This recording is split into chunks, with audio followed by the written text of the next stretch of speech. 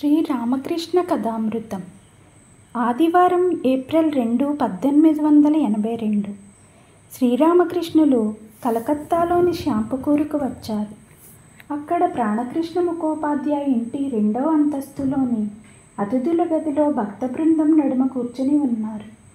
అంతకు మునిపే భక్తులతో ప్రసాదం ఆరగించారు. అప్పుడు సమయం మధ్యాహ్నం 1 లేక 2 గంటలు అయి ఉంటుంది. కెప్టెన్ ఆ ప్రాంతంలోనే నివసిస్తూ ఉన్నాడు. ఒకంత విశ్రాంతి గైకొన్నాక కెప్టెన్ ఇంటికి వెళ్ళి అతన్ని కలుసుకుని అక్కడ నుంచి కమల కుటీరానికి వెళ్ళి కేశవసేన్ను చూడాలనుకుంటున్నారు శ్రీరామకృష్ణుడు.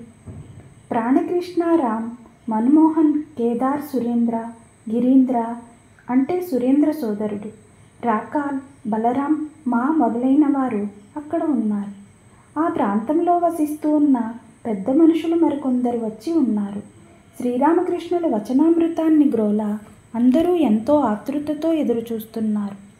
శ్రీరామకృష్ణులు: భగవంతుడు ఆయన ఐశ్వర్యం, ఈ జగత్తు ఆయన ఐశ్వర్యం. కానీ జనం ఐశ్వర్యాన్ని గాంచి దానిలో మైమర్చిపోతారే కానీ ఈ ఐశ్వర్యం ఎవరిదో ఆయన్ను వెతుకరు.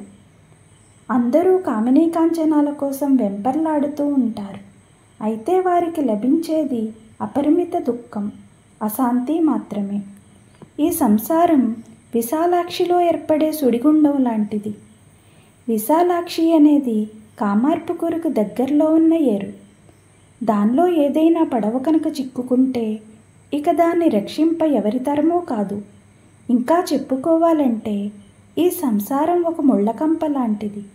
ఒక ముళ్ళు నుండి విడివడగానే మరో ముళ్ళు చిక్కుబడుతుంది. పద్మవ్యూహంలో ఒకసారి చిక్కుకున్నట్లయితే బయటపడటం కష్టం. మనిషి సంసార దావానలంలో దగ్ధమైపోతాడు. ఒక భక్తుడు: మహాశయ, మరి ఏమిటి మార్గం? శ్రీరామకృష్ణులు: సాధు సాంగత్యం, ప్రార్థన, ఇవే మార్గాలు. వైద్యుడి వద్దకు పోకుండా రుగ్మతను నయం చేసుకోలేవు. కేవలం ఒక్కరోజు మాత్రమే సాధు సాంగత్యం చేస్తే చాలదు, సర్వదా చేస్తూనే ఉండాలి. ఎందుకంటే రోగం దీర్ఘకాలికం కాబట్టి. నిరంతరం వైద్యుడితో ఉంటేనే తప్ప నాడీ జ్ఞానం అబ్బదు. అతడి చుట్టూ తిరుగుతూ ఉండవలసి ఉంటుంది. అప్పుడే ఏది కఫనాడి, ఏది పిత్తనాడి అనేది తెలియవస్తుంది. భక్తుడు: సాధు సాంగత్యం వలన కలిగే మేలు ఏమిటి? శ్రీరామకృష్ణులు: భగవంతుడి పట్ల అనురాగం, ప్రేమ కలుగుతాయి. వ్యాకులత కలగకుండా ఆధ్యాత్మిక జీవితంలో ఏమీ సాధించలేం. సాధు సాంగత్యం చేయగా ప్రాణాలు భగవంతుడి కోసం విలవిల్లాడిపోతాయి. ఇది ఎలాంటిదంటే, కుటుంబంలో ఎవరైనా రోగగ్రస్తుడైతే అతడికి ఎలా నయమవుతుందా అని ఆ ఇంటి యజమాని మనసు కొట్టుమిట్టాడుతుంటుంది కదా, అలాగన్నమాట. లేక భగవంతుడి కోసం ఎలా ఆరాటపడాలంటే, తన ఉద్యోగం పోగొట్టుకున్న వ్యక్తి మళ్ళా ఉద్యోగానికై ప్రతిరోజు ఆఫీసుల చుట్టూ తిరుగుతుంటాడు కదా. ఉద్యోగం ఖాళీ లేదు అని అతన్ని తిప్పి పంపితే మరునాడు అక్కడికే వెళ్ళి ఇవాళ ఏమైనా ఖాళీ ఏర్పడిందా అంటూ వ్యాకులతతో అడుగుతాడు. మరో మార్గం ఉంది. వ్యాకులతతో భగవంతుణ్ణి ప్రార్థించడం. ఆయన మన స్వంతం. మనం ఆయనతో ఇలా అనాలి: ఓ భగవాన్, నీ స్వరూపం ఎలాంటిది? నాకు దర్శనమివ్వు. దర్శనమిచ్చి తీరవలసిందే, లేకపోతే నన్నెందుకు సృష్టించావు? కొందరు సిక్కు భక్తులు భగవంతుడు దయామయుడు అని నాతో చెప్పారు. నేను ఇలా అన్నాను: మనం ఆయన్ను దయామయుడని ఎందుకు పేర్కొనాలి? ఆయనే మనల్ని సృష్టించాడు. మన పట్ల ఆయన దయ పూనడం అనేది ఆశ్చర్యం ఏముంది? తల్లిదండ్రులు తమ పిల్లలను పెంచి పెద్ద చేయడం సహజం. దాన్ని నువ్వు దయ కింద పరిగణిస్తావా? అది వారి కర్తవ్యమే. కాబట్టి ఆయన్ని గట్టిగా పట్టుపట్టి ప్రార్థించాలి. ఆయన మన తల్లి తండ్రి కాదా మరి? కుమారుడు తిండి తిప్పలు మాని ఆస్తిలో భాగాన్ని కోరితే న్యాయమైన కాలగడువుకు 3 ఏళ్ల ముందే తల్లిదండ్రులు దాన్ని అతడికి పంచి ఇస్తారు. పిల్లవాడు అమ్మా నీ కాళ్ళు పట్టుకుంటాను, నాకు డబ్బు ఇవ్వు అంటూ మళ్ళీ మళ్ళీ అడిగితే తల్లి అతడి వ్యాకులత చూసి గత్యంతరం లేక డబ్బు ఇచ్చేస్తుంది. సాధు సాంగత్యం వల్ల మరో లాభం కూడా ఉంది. అది సద్విచారాన్ని పెంపొందిస్తుంది. భగవంతుడు ఒక్కడే సత్యం అంటే నిత్యం, జగత్తు అసత్యం అంటే అనిత్యం.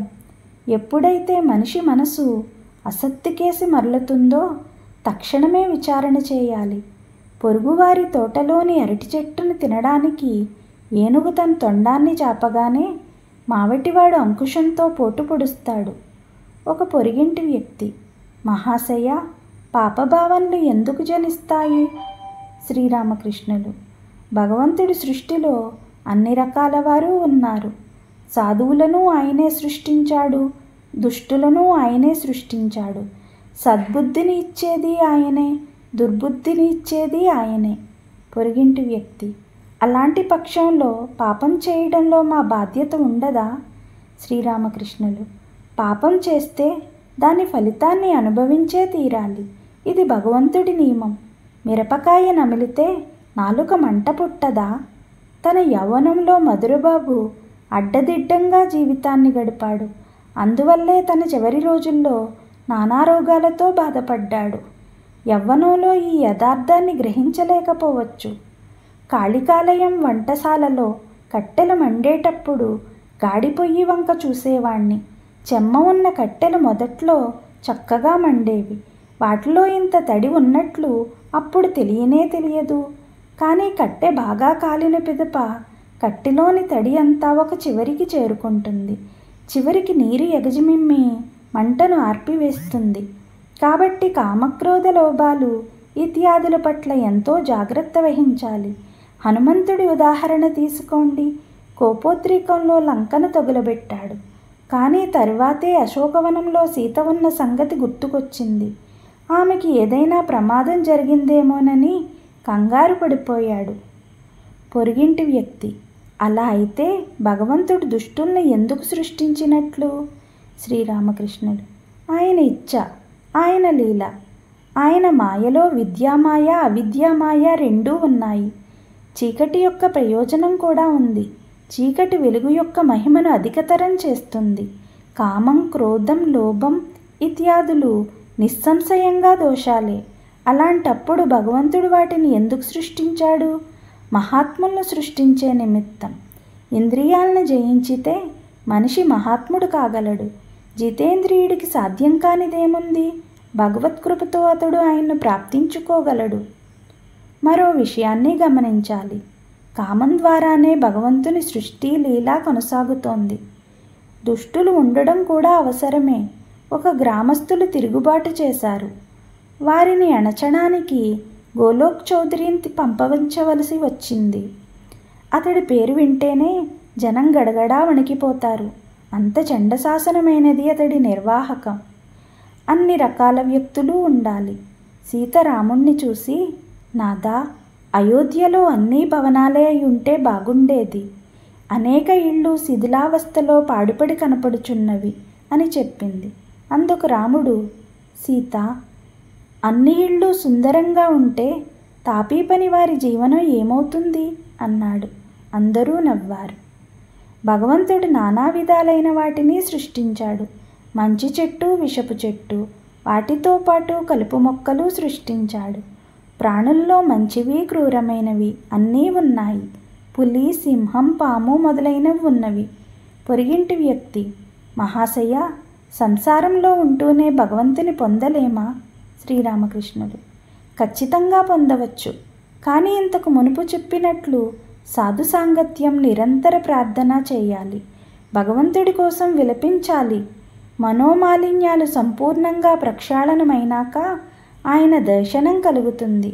బురదతో కప్పబడ్డ సూది వంటిది మనసు. భగవంతుడు అయస్కాంతం బురద తొలగించకుంటే సూది అయస్కాంతంచే ఆకర్షించబడదు. కడిగితే సూదిని కప్పి ఉంచిన బురద తొలగిపోతుంది.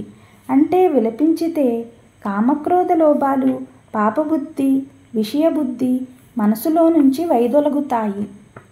బురద తొలగిపోతే అయస్కాంతం సూదిని ఆకర్షిస్తుంది.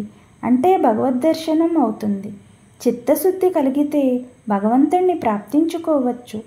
జ్వరం వచ్చింది, ఒంట్లో అధికంగా నీరు చేరుకుంది. ఇందుకు కేవలం క్వినైన్ మాత్రలచే ఏం ప్రయోజనం ఉంటుంది? సంసారంలో ఉంటూనే భగవంతుణ్ణి ఎందుకు పొందకూడదు? అందుకే సాధు సాంగత్యం, విలపిస్తూ ప్రార్థించడం, మధ్య మధ్యలో ఏకాంతవాసం చేయటం మొదలైనవి కావాలి. కంచె కనుక లేకుంటే ఫుట్పాత్లోని మొక్కలను గొడ్లు మేసివేస్తాయి.